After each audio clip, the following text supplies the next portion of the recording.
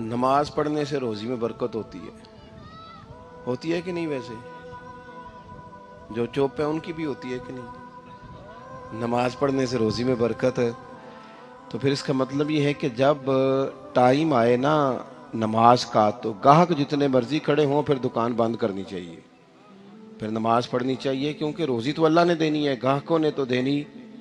تو سب سے پہلے ضروری ہے مضبوطی ایمان۔ میری طرف دیکھیں جی، آپ ویڈیو ضرور بنائیں پر میری طرف بھی تو دیکھیں نا جی، اللہ آپ کو خوش رکھے۔ موبائل اللہ تو مہنگے مہنگے دے وے پر ساری دیڑی یہ کام تری نہ کرو۔ آپ بنائیں ضرور، میں ویڈیو بنانے سے منع نہیں کرتا، سارے بنائیں بے شک، پر دیکھیں میری طرف، میری بات پر غور کریں۔ دوستو، مضبوطی ایمان، توکل، اللہ کی ذات پر بھروسہ۔ آپ کبھی میدان کربلا کا پورا نقشہ اپنے سامنے رکھیں نا، پورا نقشہ، دو چیزیں ہیں۔ امام حسین کو نظر آ رہا ہے اب شہادت ہو جائے گی، اتنی بڑی فوج آئی ہے، خدا کی حکمت کے تقاضے سمجھ میں آ رہے ہیں، حالات کیا ہوں گے سمجھ آ رہی، پر ایک لمحے کے لیے بھی ان کا توکل کمزور نہیں ہوا۔ اپنے رب پر جو مضبوط بھروسہ ہے، مضبوط۔ سیدہ طیبہ طاہرہ حضرت فاطمہ الزہرا رضی اللہ تعالی عنہا نا اونٹ کے بالوں کی بنی ہوئی چادر اوڑھ کر چکی پیس رہی تھی۔ یہاں بیویاں بڑا روتی ہیں، غریبی بڑی ہے، بڑی غریبی ہے، حالانکہ اب کون بندہ پیبند والے کپڑے پہنتا ہے جی، دور ہی گزر گیا۔ اب تو بڑی مشکل سے وہ لوگ ملتے ہیں جو جوتا ٹوٹ جائے تو گانٹھ کے پہنے، ورنہ تو نئے جوتے آ جاتے ہیں۔ حضرت سیدہ پاک اونٹ کے بالوں کی بنی ہوئی چادر اوڑھ کے چکی پیس رہی تھی۔ نبی پاک صلی اللہ علیہ وسلم نے دیکھا، آنکھوں میں آنسو ضرور آئے، پر محبوب نے فرمایا فاطمہ دنیا میں تھوڑی سی تکلیف برداشت کرو، قیامت کی ساری عزت اللہ آپ کو ہی عطا فرمائے گا۔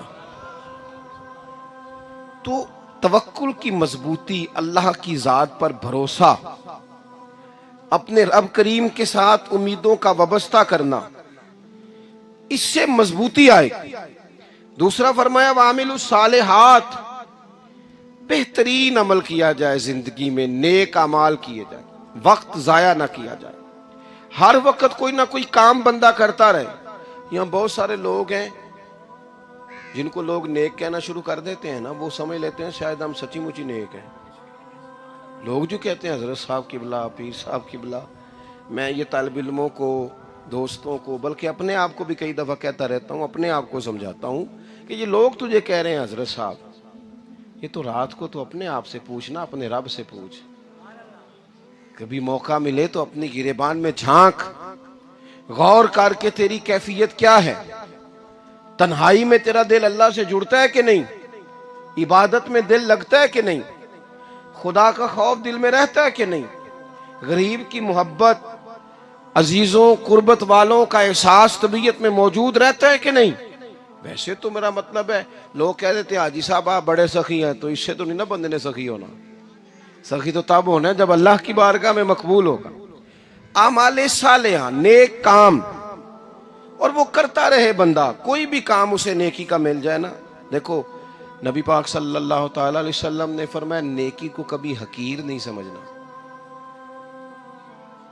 کبھی حقارت سے نہیں نیکی کرنی کہ یہ بڑی چھوٹی ہے تو میں اس کو کروں۔ اب فرمایا کبھی حقیر نہ سمجھنا، نیکی کا کام جو بھی ملے کر دینا۔ فرمایا اگر بھائی سے مسکرا کے ملو گے بھی نا تو اس پر بھی اللہ تمہیں صدقے کا ثواب عطا کرے گا۔ ہم تو اس دین سے کے ماننے والے ہیں جو کہتے ہیں تو گلی سے روڑا اٹھا دے، کانٹا اٹھا دے، کسی کی تکلیف دور کر دے، کسی پر گنجائش کر دے، کسی کے لیے آسانی کر دے، جو بھی خیر کا کام میسر آئے پورے دن میں اسے چھوڑے نہیں۔ صبح گھر سے نکلیں، وہ ایک صحابی تھے، غالباً تابعی تھے، تو بازار جاتے اپنے غلام کے ساتھ تو سارا بازار گھوم کے واپس آ گئے۔ خادم نے کہا جناب کو نہ کوئی خریدا نہ کچھ بیچا، تو آپ سارا بازار گھوم کے آ گئے۔ فرمانے لگے تیرا کیا خیال ہے؟ میں نے کچھ بھی نہیں کیا۔ کہا جناب پھر کیا کیا ہے؟ فرمانے لگے تم نے دیکھا جو بندہ بھی گزرا ہے میں نے اس کو کہا السلام علیکم، تو کتنی کو نیکیاں میں جمع کر کے آ گیا ہوں۔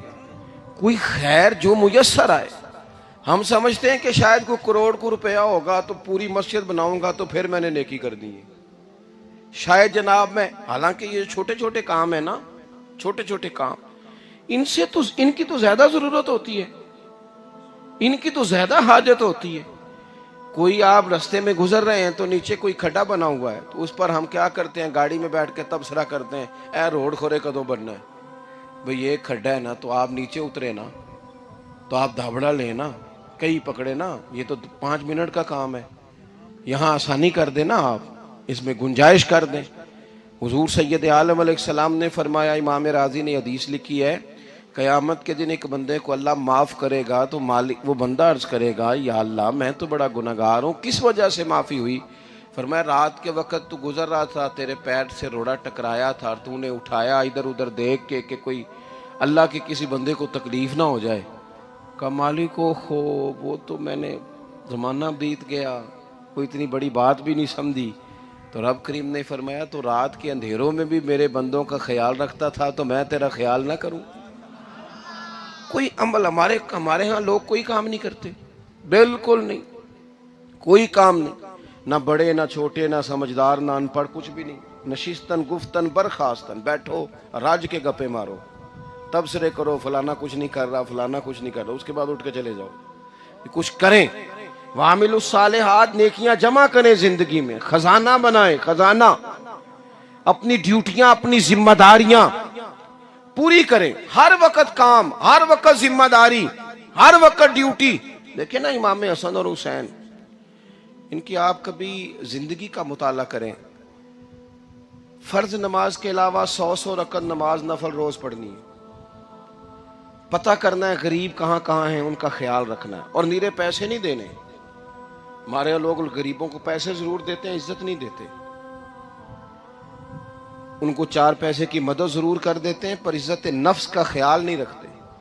امام زین العابدین رضی اللہ تعالیٰ عنہ فرماتے ہیں، گزر رہے تھے، آپ دیکھیں نا امام غزالی حدیث لائے ہیں کہ بندہ اور کچھ نہ کرے، کسی مومن کا دل راضی کر دے تو اللہ 60 سال کی نفلی عبادت کا ثواب عطا کرتا ہے۔ دل بدستاور کے حج اکبر است، از ہزاراں کعبہ یک دل بہتر است۔ کسی کا دل خوش کر دینا، اس کو راحت دے دینا، اس کو قرار دے دینا، اس کے لیے کوئی ایسا سامان کر دینا کہ بندہ مطمئن ہو جائے، سکون ہو جائے۔ یہ ہمارے ہاں جو لوگ ہوتے ہیں نا سرکاری ملازمین، ڈیوٹیوں والے، ان کی طبیعتوں میں تلخی ہوتی ہے۔ یہ اگر صرف پیار کرنے لگ جائے نا، میں کچھ میڈیکل سے وابستہ لوگ میرے احباب میں سے ہیں تو میں ان سے کہتا ہوں کہ شفا تو اللہ نے دینی ہے، چلو تم دعائی تو ہنس کے دیا کرو نا، تم آنے والے کی بات تو توجہ سے سنو۔